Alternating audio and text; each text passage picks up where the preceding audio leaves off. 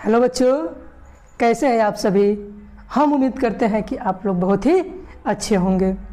तो आज का लेक्चर स्टार्ट करने से पहले मैं आपको एक इन्फॉर्म करना चाहता हूं कि आप लोग अपने सामने बुक और पेन के साथ बैठें, ताकि हम कोई भी चीज़ अगर इम्पोर्टेंट हो उसको नोट कराएं तो आप लोग नोट कर लें। तो आज का लेक्चर शुरू करने से पहले हम आपको ये बताना चाहते हैं कि हमने इसके पिछले लेक्चर में अगर देखा जाए तो प्रॉपर्टी ऑफ चार्ज के बारे में पढ़ा था।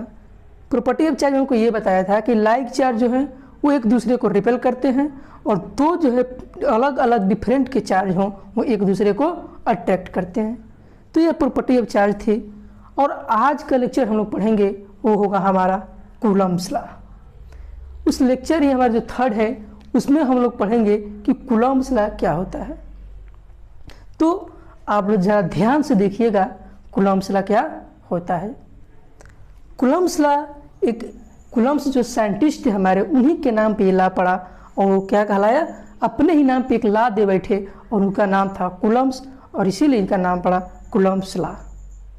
तो कूलम्ब्स लॉ को थोड़ा एकदम बारीकी से समझने का प्रयास करते हैं कि कूलम्ब्स लॉ क्या होता है। हम क्या करते हैं, कूलम्ब्स लॉ ने क्या किया, उनके एक्सपेरिमेंट को हम बताते हैं कूलम्ब्स लॉ ने क्या किया। ठीक है, इत्मीनान से तुम समझिएगा, एक एक कंसेप्ट आपको समझ में आएगा। देखिए उन्होंने क्या किया कि 2 पॉइंट चार्ज लिया। क्या किया, 2 पॉइंट चार्ज लिया। हम मान लेते हैं एक चार्ज का नाम Q1 है और एक चार्ज का नाम ले लेते हैं वो है Q2। क्या है, Q2।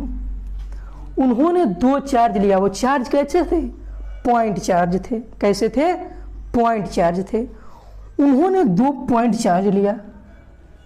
इन दोनों पॉइंट चार्ज को उन्होंने R डिस्टेंस पे रखा।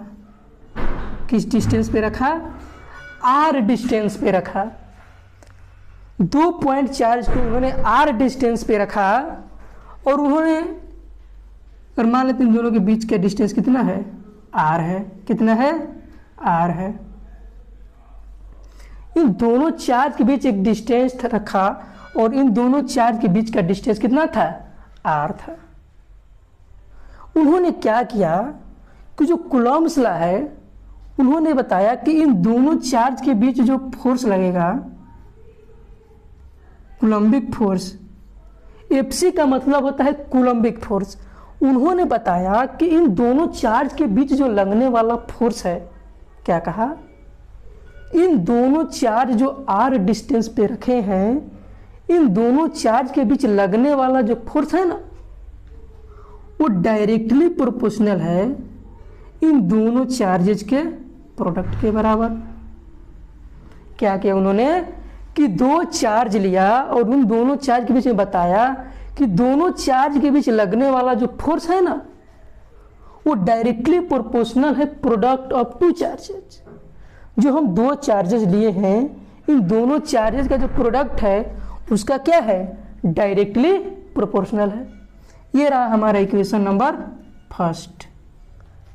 उन्होंने अब ये बताया कि जो दोनों के बीच जो कूलम्बिक फोर्स है, इन दोनों चार्जेस के बीच जो कूलम्बिक फोर्स है वो इनवर्सली प्रोपोर्शनल है किसके, इन दोनों चार्ज के बीच का जो डिस्टेंस है ना उसके स्क्वायर के इनवर्सली प्रोपोर्शनल है। क्या कहा कि जो दोनों चार्ज लिए हैं, दोनों चार्ज के बीच लगने वाला जो कूलम्बिक फोर्स है वो दोनों चार्ज के बीच रखा हुआ डिस्टेंस का इनवर्सली प्रोपोर्शनल है। जब इन दोनों इक्वेशन को हमने कंबाइन किया, उन्होंने 2 इक्वेशन लिया और उन्होंने पहला इक्वेशन ये बताया कि जो कूलम्बिक फोर्स है ना वो दोनों चार्जेस के प्रोडक्ट के डायरेक्टली प्रोपोर्शनल है। ठीक है, और दूसरा इक्वेशन बताया कि जो कूलम्बिक फोर्स लग रहा है दोनों चार्जेस के बीच, उनके जो बीच का डिस्टेंस है उसके इनवर्सली प्रोपोर्शनल का क्या है, स्क्वायर है। जब उन्होंने इन दोनों इक्वेशन को कंबाइन किया तो उन्होंने पाया Q1 Q2 अपान में R स्क्वायर। जब उन्होंने डायरेक्टली साइन हटाया तो डायरेक्टली जब साइन हटेगा तो एक कांस्टेंट आएगा के Q1 Q2 अपान में R स्क्वायर। और ध्यान से इस इक्वेशन को देखें तो जब हमने डायरेक्टली का साइन हटाया तो एक कांस्टेंट आया जिसको हमने लिया K, और दोनों चार्जेस के बीच का जो प्रोडक्ट है Q1 Q2 और R स्क्वायर जो है उन दोनों चार्जेस के बीच का जो डिस्टेंस है उसका क्या है, इन्वर्सली प्रोपोर्शनल है, और जो दोनों चार्जेस के बीच का डिस्टेंस है वो क्या है, R स्क्वायर है। तो कूलम्ब ने बताया, ये कूलम्बिक फोर्स ने डिफाइन ये किया कि दोनों चार्ज के बीच जो लगने वाला फोर्स है वो दोनों चार्जेस के प्रोडक्ट के बराबर है, डायरेक्टली प्रोपोर्शनल है। फिर उन्होंने बताया कि जो इन दोनों चार्ज के बीच का जो डिस्टेंस है ना उसके स्क्वायर का इन्वर्सली प्रोपोर्शनल होता है कूलम्बिक फोर्स। जब इन दोनों इक्वेशन को कंबाइन किया तो उन्होंने कांस्टेंट लिया, डायरेक्टली का जब साइन हटा तो कांस्टेंट के आया और के Q1 Q2 अपान R स्क्वायर। के का जो वैल्यू होता है वो होता है 1/4 पाई एप्सिलॉन नॉट। क्या होता है, 1/4 पाई एप्सिलॉन नॉट। 1 भी कांस्टेंट, 4 पाई भी कांस्टेंट, एप्सिलॉन नॉट भी कांस्टेंट। एप्सिलॉन नॉट जो होता है इलेक्ट परमिटिविटी, यानी कि इसको हम लोग कहते हैं परमिटिविटी। इसकी जो वैल्यू हम ले एप्सिलॉन नॉट की वो होता है 8.854 न्यूटन मीटर स्क्वायर पर कूलम्ब स्क्वायर। यहां से हमने एप्सिलॉन नॉट की वैल्यू निकाला, न्यूटन मीटर स्क्वायर पर कूलम्ब स्क्वायर आया। ये हमारी एप्सिलॉन नॉट की वैल्यू है। तो यहां देखने को मिल रहा है कि जो के है हमारा वो क्या है, एक कांस्टेंट वैल्यू है। क्या है, एक कांस्टेंट वैल्यू है। तो बेसिकली हम आपको ये समझाने का प्रयास कर रहे हैं कि जो के है ना वो एक कांस्टेंट है। क्या है, कांस्टेंट है। तो ये हमारा कूलम्ब्स लगा क्या रहा, मैथमेटिकल प्रूफ रहा। तो इसके बाद हम आप लोगों को बताते हैं इसके डिफिनेशन लिखवा देते हैं। तो वीडियो को पॉज करके आप लोग इसको नोट कर लीजिए, देन आफ्टर हम आप लोग को बताते हैं कूलम्ब्स लॉ क्या होता है। नोट कर लीजिए वीडियो को।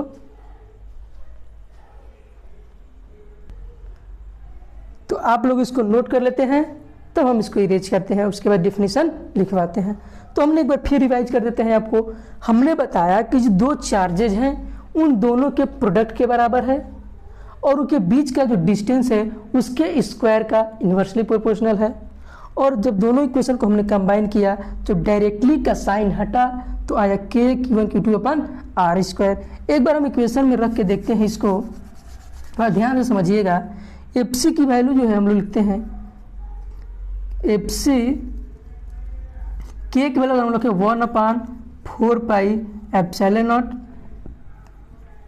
Q1 Q2 अपान में R स्क्वायर। अगर हम एप्सिलॉन नॉट की वैल्यू निकालना चाहते हैं, यूनिट निकालना चाहते हैं, हम एप्सिलॉन नॉट की अगर यूनिट की बात करें कि एप्सिलॉन नॉट एक कांस्टेंट वैल्यू है लेकिन इसका यूनिट क्या होगा, उसके यूनिट क्या भी हम लोग को बताते हैं कि यूनिट क्या होगा।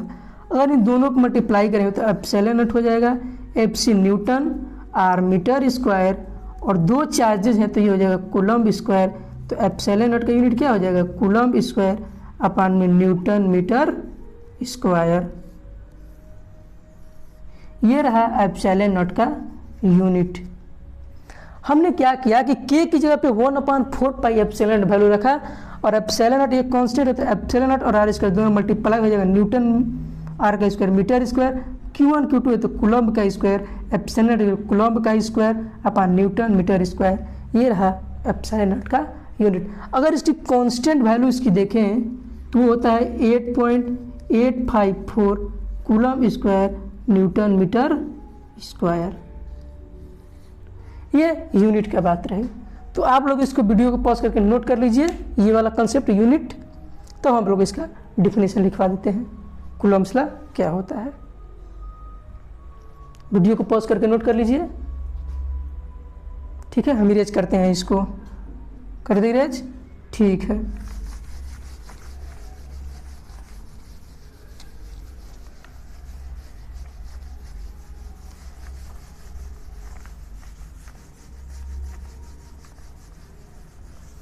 कमेंट भइल बा। तो हम इसको आप लोगों को डिफिनीशन लिखवाने का प्रयास करते हैं। थोड़ा गौर से इसको डिफिनीशन को देखिए। हमने पहले इसको आपको मैथमेटिकली समझाया, अब हम आप लोगों को एक देते हैं डिवाइड क्या कहते हैं डिफिनीशन। ठीक है, तो डिफिनीशन देखते हैं क्या कहते हैं Coulombic force. Coulomb's law is defined as the force between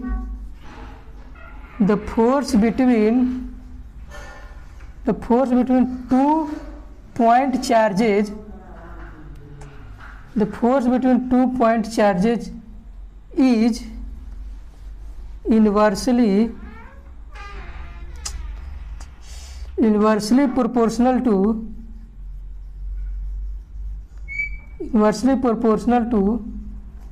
square of distance between them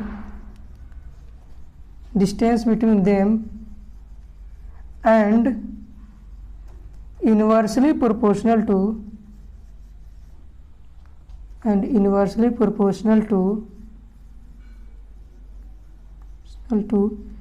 square of distance between them। हमने क्या कहा कि कूलम्ब्स लॉ डिफाइन करता है कि दोनों पॉइंट चार्जेस के बीच में, दो पॉइंट चार्ज लिया तो दोनों पॉइंट चार्ज के बीच का जो चार्ज है, दोनों पॉइंट चार्ज है उसके बीच का जो कूलम्बिक फोर्स है ना, वो जो है डायरेक्टली प्रोपोर्शनल होता है प्रोडक्ट ऑफ टू चार्जेज। जो दोनों चार्ज हमने लिया था उन दोनों चार्जेस के बीच का जो कूलम्बिक फोर्स है वो डायरेक्टली प्रोपोर्शनल कितना था, उन दोनों चार्जेस का प्रोडक्ट के बराबर, और इनवर्सली प्रोपोर्शनल था उन दोनों चार्जेस के बीच का जो डिस्टेंस था ना उसके स्क्वायर का इनवर्सली प्रोपोर्शनल था। तो वही हमने लिखवाया कि Coulomb's law is defined as the force between two point charges is inversely proportional, या डायरेक्टली होगा, is directly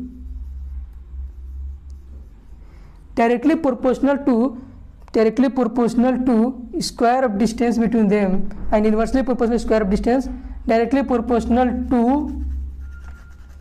product of two charges हो गए यहाँ, sorry, inversely proportional to product of two charges product of two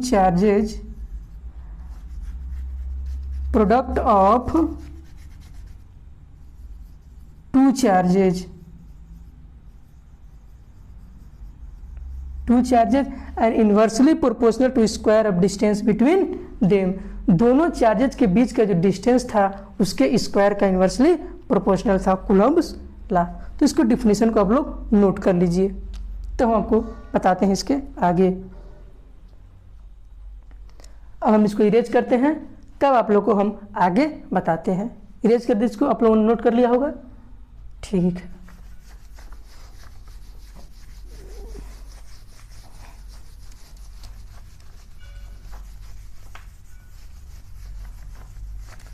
अगर हम बात करें